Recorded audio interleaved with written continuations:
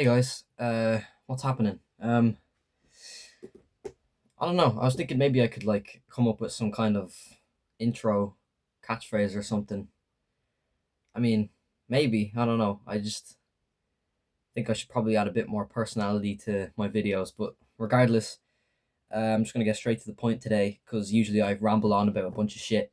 Um, Today I'm gonna be reviewing this book I read that I finished last night, The Girl Next Door by Jack Ketchum. Now, if a book has a quote by Stephen King on the front, talking about said book, then yeah, it's probably going to be good. And yeah, this book was fantastic. I'm a big fan of this book. I thought it was brilliantly written. I thought it was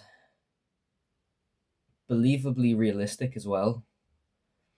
I didn't think that um, this book was gratuitous in terms of violence. I thought that it had a great purpose because this book is essentially it's secondarily about this girl that is um,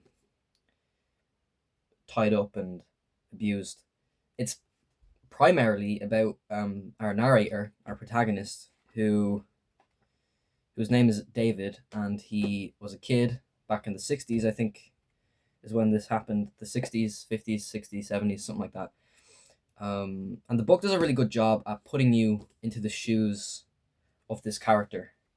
Um, and this um, this time, um, it puts you into the shoes of all the characters, all the kids. They talk about like women, and they talk about they're like making fun of each other and calling each other fat, and it's believable. The dialogue is very believable, and it feels like something like The Body by Stephen King, with all the dialogue between these boys.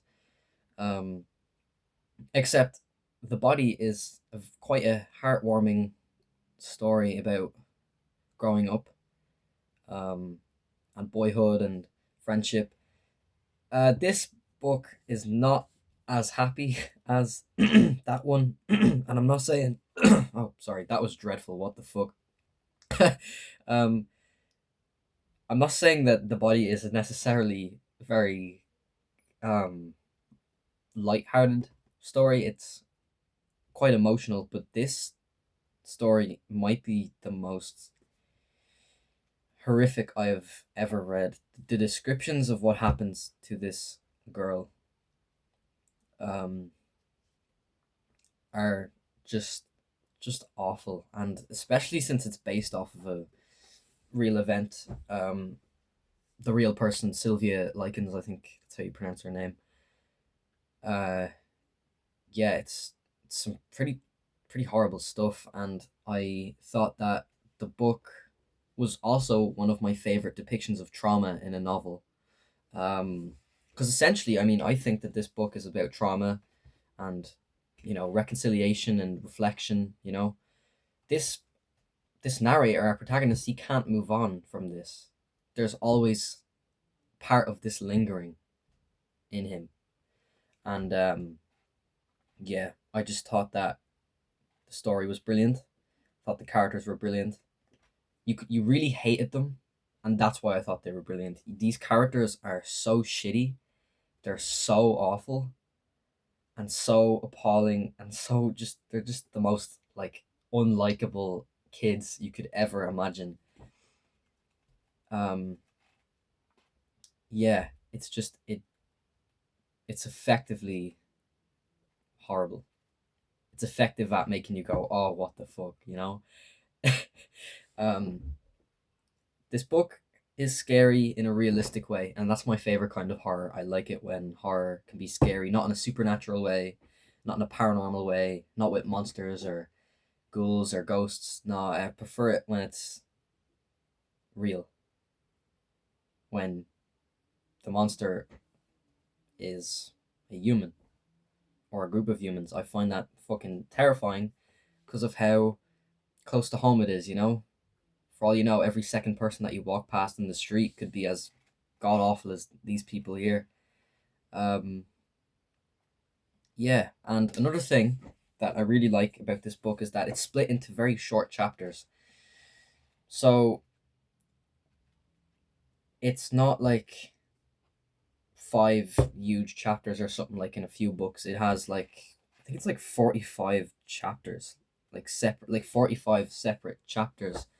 And they're all really short, and I thought that that was really cool. I don't know, it just put the book into very bite-sized chunks, you know, and I could read it.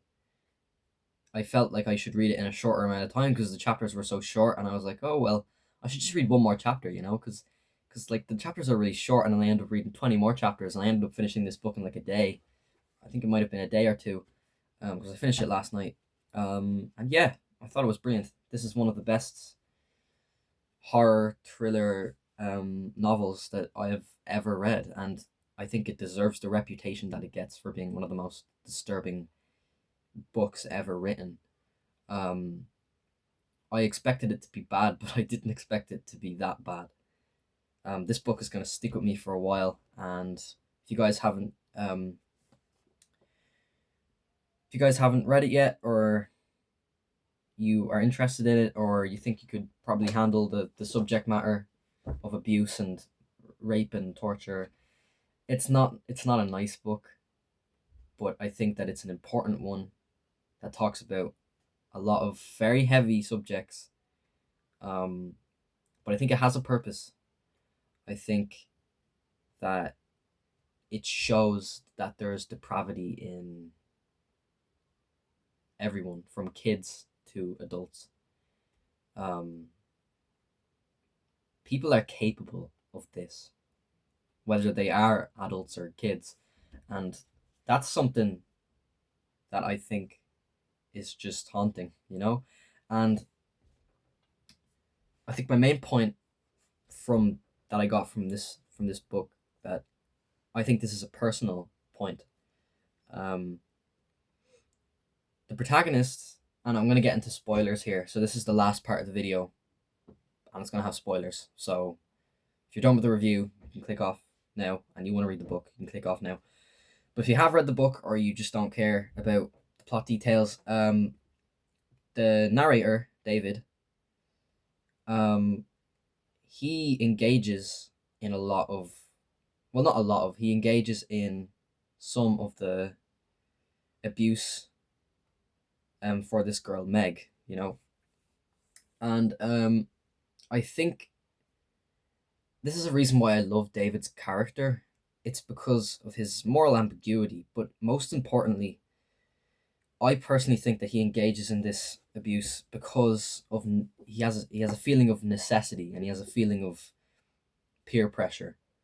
Um, he feels like he has to do this because all the other kids are doing it, and Jude, Meg's mother, is abusing her as well. Is the primary adult in this situation, which is disgusting. But still, I think that David's character is built off of trauma and guilt, especially. He brings this guilt that he engaged in this into his adulthood, and he can't let it go. That is good character writing. That is brilliant character writing. I think that this is one of my favorite first person perspective characters that I've ever read in a novel. It's not easy to make such a compellingly moral or immoral character, you know. But I think that Jack Ketchum succeeds at portraying David as a very, very interesting character. Um, so yeah, The Girl Next Door is, at this point, probably one of my favorite books. I would say. I was just so, I haven't been this emotional since I've read Blood Meridian or The Road, both by Cormac McCarthy. Maybe even To Kill a Mockingbird. Those books are brilliant, and they made me very emotional. They struck a chord with me, but this book is a new one. that struck a chord with me, and I'm definitely going to read more of Jack Ketchum's stuff. So, um, yeah, see you guys next time. Thank you for watching. See you later. Bye.